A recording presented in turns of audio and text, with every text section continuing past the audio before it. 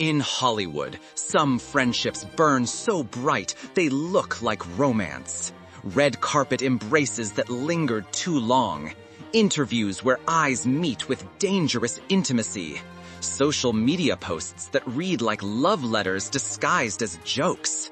They call each other best friend, soulmate, my person. Everything except what the chemistry suggests they might actually be. Are these purely platonic bonds, or are we witnessing love stories hiding in plain sight because the industry still isn't ready to name them? Tonight, we're examining 10 LGBTQ duos whose connection transcends any label they've been given. Some are openly queer, others navigate more complicated territories. All of them challenge our assumptions about what friendship looks like when it carries the intensity usually reserved for romance. The line between deep friendship and deeper love has never been thinner or more deliberately blurred. If you want to explore the relationships Hollywood won't define and the love stories that exist beyond traditional labels, subscribe now and drop the number of whichever duo speaks to you most in the comments below. Ian McKellen and Patrick Stewart, the love story that refuses genre. On paper, it makes no sense. One is an openly gay theater knight who spent decades advocating for LGBTQ rights. The other is a straight Shakespeare titan with a solid marriage and no ambiguity about his orientation. And yet, somewhere between Magneto's helmet and Professor Xavier's wheelchair, Ian McKellen and Patrick Stewart created something that looks exactly like a love story, just not the kind Hollywood knows how to categorize. They weren't particularly close during their early Royal Shakespeare Company days. Just two serious actors orbiting parallel universes of classical theater. The real bond formed later on X-Men sets in Canada, where two older British actors stuck in trailers for endless hours slowly dropped their professional armor and became inseparable. Then came the moments that broke the internet and confused relationship categories entirely. McKellen officiating Stewart's wedding to Sonny Ozell, joking on television that he was marrying Patrick, causing tabloids to briefly report that Gandalf was literally marrying Picard. The viral New York photo series showed them in matching bowler hats, holding hands on the Coney Island Ferris wheel like teenage lovers discovering the city. The full-on-the-mouth red carpet kiss while Stewart's wife smiled beside them, completely unbothered. If this is just friendship, why does it radiate more tenderness and fearlessness than most heterosexual couples display on those same red carpets? They've been clear, there's no secret romance, no closeted affair. Stewart has his wife. McKellen has his own history of love and heartbreak spanning decades. What they're demonstrating is something queerer and harder to label. Proof that two men can be physically affectionate, emotionally naked, and definitely soft with each other without requiring sexual or romantic justification. When you watch them kiss in tuxedos at 70+ years old, calling each other soulmates without irony, what are you really seeing? A joke for publicity, or evidence that queer platonic love can be more enduring, more profound than most Hollywood marriages ever achieve? Kit Connor and Joe Locke, the ship that drew real blood. On Heartstopper, Nick and Charlie represent the soft fantasy so many queer youth were denied. First love without cruelty, kisses without shame, tenderness without tragedy. Off-screen, Kit Connor and Joe Locke built something just as intense, but significantly more complicated. They grew up together in real time, two teenagers suddenly famous worldwide, navigating red carpets, intimacy coordinators, and millions of strangers dissecting every glance between them. Interviews captured them bickering like longtime partners, finishing each other's sentences, roasting each other's hair, height, and sleep schedules with the casual cruelty only deep affection permits. Fan edits slowed down every touch, every lingering look, and constructed elaborate theories.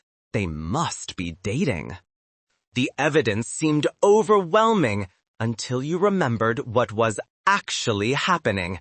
Here's the thing. Both are openly queer. Kit came out as bisexual in a single exhausted tweet.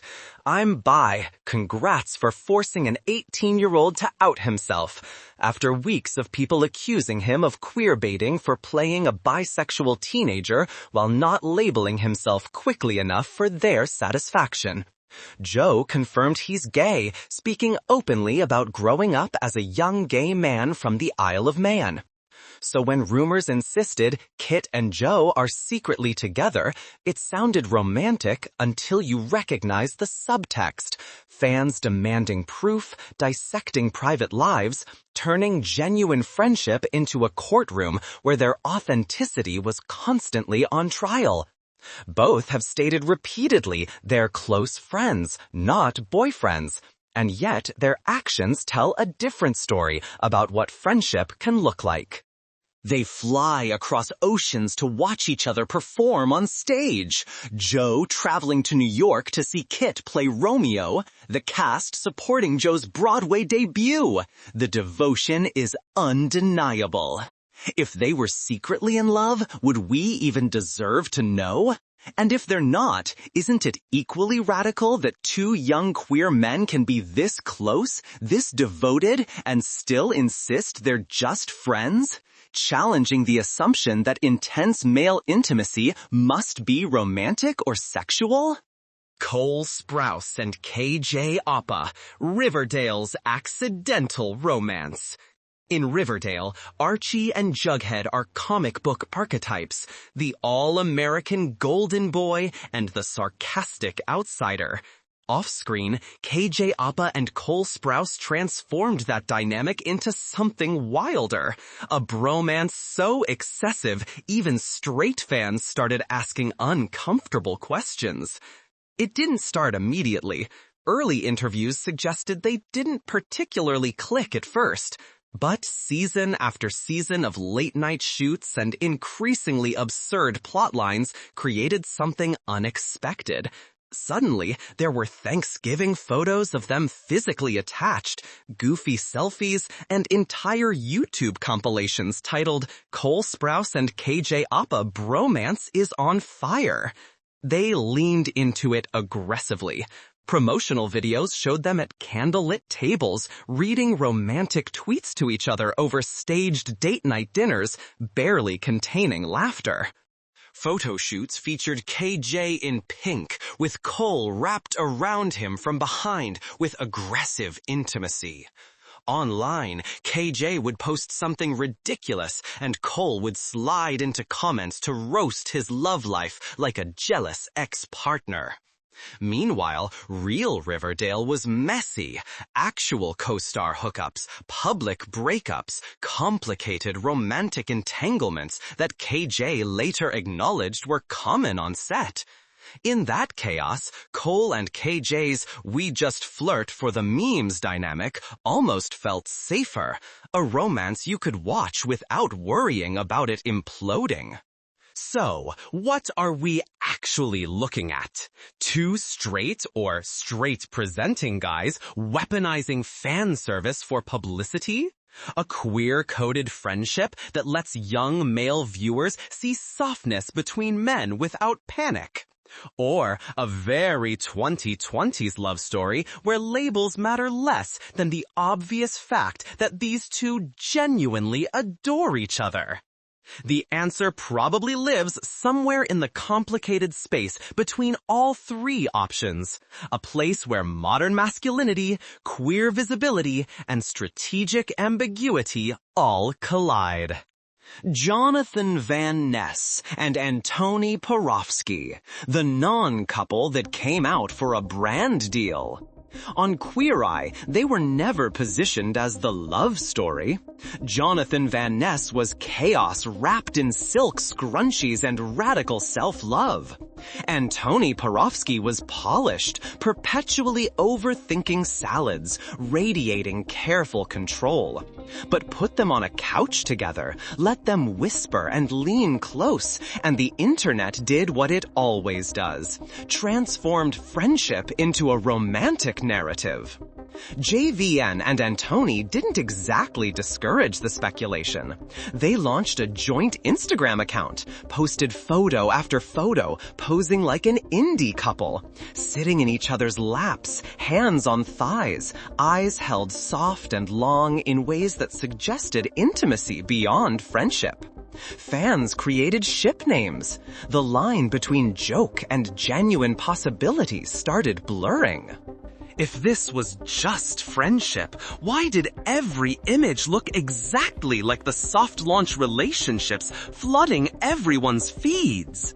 Then came the kiss, a car backseat photograph, lips pressed together, caption reading like an anniversary announcement. People cried, screamed, stitched the image into TikToks about finally seeing two queer people fall in love without tragedy attached. For a moment, the fantasy felt real and healing. And then, the reveal dropped like ice water. The "we're finally together" post wasn't a coming out announcement. It was a product launch. JVN and Antoni were introducing their pet food brand.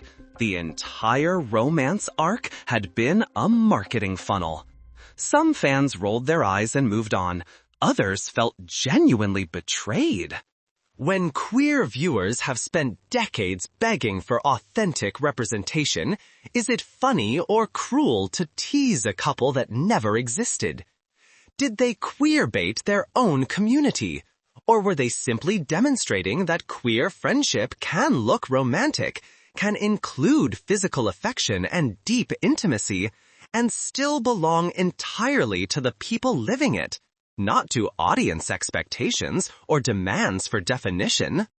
When you see them now, cuddled on red carpets calling each other babe while insisting they're just friends, what are you witnessing? The sweetest queer platonic love story in reality television? Or the messiest almost romance Netflix ever helped package and sell?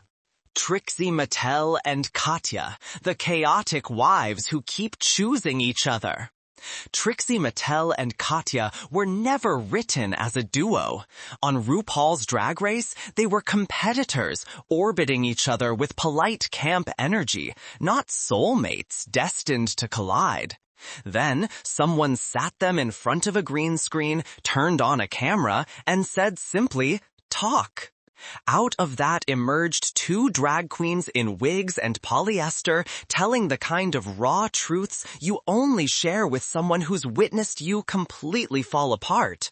They hold hands during shows, sit in each other's laps, joke constantly that they're two biological women in a long-term relationship. Fans cut together supercuts of longing looks and petty bickering, calling it proof they're basically married. Underneath the jokes lives real history, shared trauma, shared therapy sessions, shared hotel rooms, bank accounts, and the particular intimacy that comes from building something together while both falling apart separately. And then it broke. Katya's addiction and mental health crashed catastrophically. She disappeared from drag, from the show, from public life to get sober. Trixie kept filming alone, carrying both their names, bearing the weight of a fandom inventing feuds and betrayals where only illness and recovery existed. When Katya came back, their reunion on camera felt less like co-hosts syncing schedules and more like two people quietly saying, "I'm sorry I left. I'm glad you stayed." The vulnerability was devastating and beautiful. Trixie half jokes that their friendship is held together by a constant, uninterrupted flow of money. Fans laugh because it's funny and wince because it's true. How do you separate love from career when your soulmate is also your business partner? When survival and success are so entangled you can't tell where devotion ends and economic necessity begins?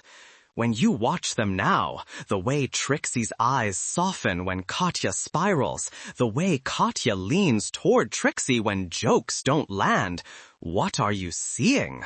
Romance? Codependence? Or two queer people surviving fame the only way they know how, by refusing to let go of each other? Cara Delevingne and Kendall Jenner. Cake, the runway romance that never was. For a few strange years, the most discussed couple in fashion wasn't actually a couple. It was Cake.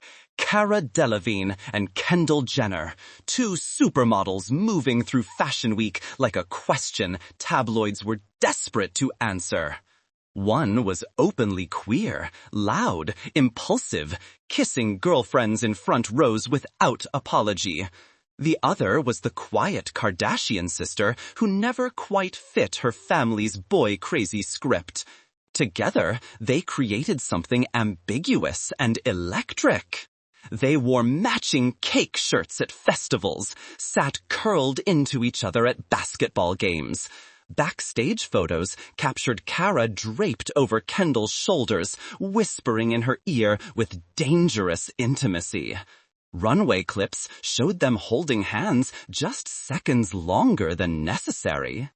There were even reports of Cake being trademarked as a brand, as if their chemistry could be bottled and sold alongside t-shirts and hashtags. For queer fans, it felt obvious. Cara dated women publicly.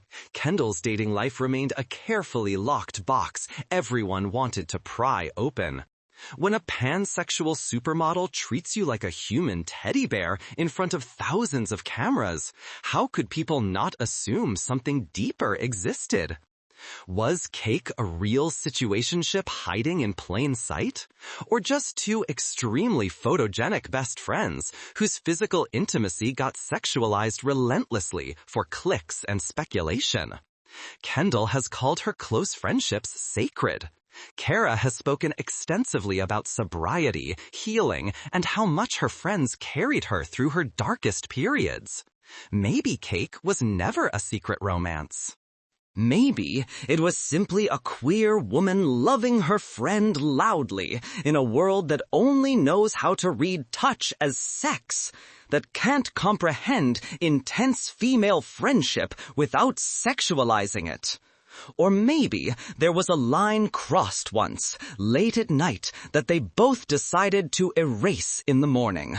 We'll probably never know. And perhaps that's precisely as it should be, their intimacy belonging entirely to them, not to our need for definition. Brie Larson and Tessa Thompson, Val Carroll writes, the love story Marvel won't film. Marvel refused to give the girls a canon love story, so Brie Larson and Tessa Thompson essentially wrote one themselves, in public, with full awareness of what they were doing. It started with fan art, Captain Marvel holding Valkyrie like a romance novel cover. Brie retweeted it, captioned simply, "We cute." Tessa replied, "What? We are so cute." The internet ignited. From there, everything got exponentially gayer. Red carpets where they posed like prom dates. Brie kissing Tessa on the cheek at the Endgame premiere. Tessa joked about Val Carroll rights like it was a political demand requiring immediate legislative action. Here's what makes this ship fundamentally different from others. It's not just fans pushing two women together against their will. The actresses themselves actively feed the fantasy. They share fan edits. They joke about it in interviews. They let queer audiences, you, watching this on your phone, alone in your room, feel like someone inside the Marvel machine is genuinely on your side. Because honestly, if you grew up starving for WLW stories in mainstream media, seeing two A-list actresses openly hype a sapphic ship feels like oxygen after suffocation. But there's a complicated line here. Tessa is openly attracted to women. Brie is a vocal, passionate ally. When they flirt publicly, are they comforting queer fans? Or are they providing cover for a studio that still won't place a real lesbian couple at the center of $1 billion movie?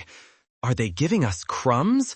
Or are they doing the absolute best they can inside a system fundamentally terrified of our full appetite? And underneath all the jokes, the cheek kisses, the "my favorite Avenger is Brie Larson" energy, the way they lean into each other like nobody else exists in the room, do you ever wonder if there was a moment late at night where the chemistry stopped being just content and became something neither could name? Timothée Chalamet and Armie Hammer, Charmy, the ship that turned cursed. Call Me by Your Name gave us a love story drenched in Italian sunlight, Elio and Oliver, bikes and peaches, and the devastating ache of first goodbye. Off-screen, Timothée Chalamet and Armie Hammer seemed to carry fragments of that magic with them into reality. Interviews showed them sitting unnaturally close. Stories emerged about riding bikes together through the Italian countryside, spending months in each other's constant company. Armie called their chemistry random luck of the universe. Journalists commented on how profound their connection felt, both on camera and off. Fans named them Charmy and constructed an elaborate fantasy. Two actors who fell slightly in love, playing two men who fall devastatingly in love. If you've ever clung desperately to a movie because it was the first time you saw yourself reflected on screen, you understand that yearning. It wasn't just about them. It was about needing the story to be true somewhere, somehow. And then the spell shattered completely. Allegations against Armie exploded, disturbing messages, power abuse, headlines that made rewatching the film impossible without nausea. He vanished from Hollywood, dropped by agents and studios, exiled from the industry. Timothée stayed carefully quiet, donated his salary from a subsequent film with the same director, and meticulously stepped around questions about both men. For many queer viewers, Charmy transformed from comfort ship to haunted house overnight. So what do we do with that devastation? Is it fair to hang our dreams on real people we don't actually know? To insist two coworkers owe us a love story simply because they performed one beautifully? Aren't you allowed to grieve when something that meant everything to you gets tangled irreversibly with someone else's darkness? The fantasy didn't just die. It became tainted, complicated, impossible to hold without feeling complicit or naive. Jane Fonda and Lily Tomlin, wives in everything but name. Some couples on this list are chaos and rumor and speculation. Jane Fonda and Lily Tomlin are something quieter and infinitely more dangerous to the status quo. Two older women proving that your greatest love story might be your best friend. They met making 9 to 5 in 1980, laughing so hard between takes they realized they'd found their person. Decades later, they reunited for Grace and Frankie, playing women who move in together after their husbands leave them for each other. Art didn't just imitate life, it ran desperately to catch up. They do press like a married couple, finishing each other's thoughts, roasting each other's outfits, talking openly about how female friendship literally keeps them alive. In a TED Talk, they sat on a couch and delivered what amounted to a manifesto. Women friends make us smarter, braver, less alone. Jane said she exists because of her female friends. Lily said she knows Jane has her back, always, without question. Fans watched Grace and Frankie and quietly started calling them the real retired wives. Can you blame them? They spend more time together than most heterosexual couples, show up to award ceremonies hand in hand, know every scar in each other's history with the intimacy usually reserved for spouses. Are they romantically involved? No. Lily has a wife. Jane has had husbands, lovers, and personal revolutions spanning decades. But look at them closely and ask yourself, why do we still act like only romantic love counts? Why do we treat two 80-year-old women choosing each other again and again as something less significant than any wedding ring? If you're watching this and thinking of your best friend, the one who answered your 3 a.m. calls, who witnessed you through breakups and breakdowns, maybe that's your Grace, your Frankie. Maybe you're already living a great love story, even if nobody's writing it down or recognizing it as such. RuPaul and Michelle Visage, soulmates who built an empire. 30-plus seasons of Drag Race across the world. One constant, RuPaul at the head of the runway, Michelle Visage at his side, ready to clock a questionable hemline and defend a queen's weirdness like a mother with acrylic nails and fierce protective instincts. For casual viewers, it's easy to assume they're married. In a fundamental way, they absolutely are. They met in the wild queer nightlife of 1980s New York. Ru, a towering club kid, Michelle, a Jersey girl voguing in ballroom houses, learning from legends. Years later, he stopped her in a green room and said, "Bitch, I've been watching you for years. You're a superstar." From then on, they were a package deal. Radio show co-hosts, talk show partners, judges' table royalty. Michelle has stated it bluntly. Soulmates aren't just lovers. There are friend soulmates too. And that's what Ru is to her. Ru has said they were supposed to be together. Of course, in the literal romantic sense, they're not together. Ru is married to Georges Labar, Michelle to David Case. But when you build a global drag empire alongside someone, survive the AIDS crisis, endure the 90s backlash, navigate the mainstreaming of a culture that used to get people killed, what word is possibly big enough for that bond? Some fans critique the franchise. Too commercial, too harsh, too polished. Fair questions, legitimate concerns. But examine the core, a gay black man and a loud Italian Jewish ally from ballroom culture sitting on television every week saying, "We see you. You're not too much. You're a star." If you grew up queer, weird, or simply too loud for the spaces you inhabited, you understand how profoundly healing that validation can be. So yes, people joke they're an old married couple.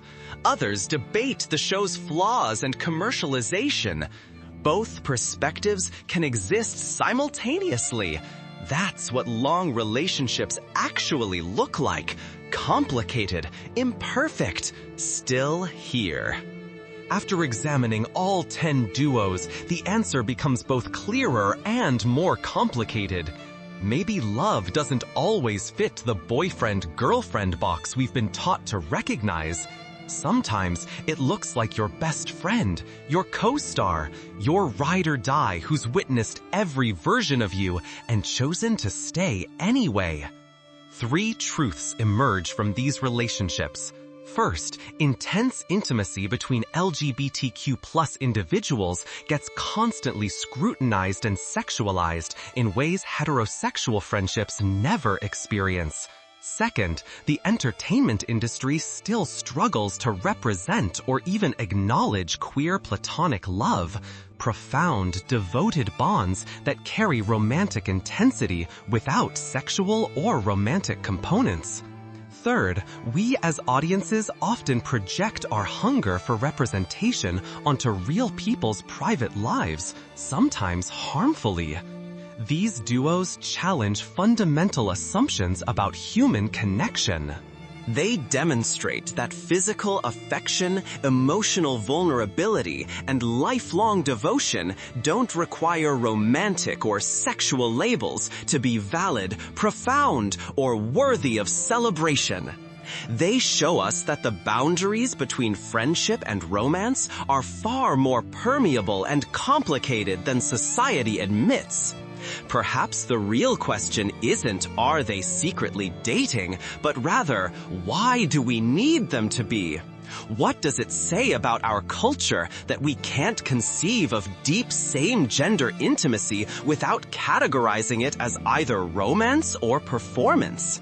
If these stories expanded your understanding of what love can look like, subscribe to keep exploring the relationships Hollywood won't define and the intimacy that exists beyond traditional categories. Drop the number of your favorite duo in the comments and tell us your theory. Platonic soulmates, queer-coded romance, or something more complicated than language can capture.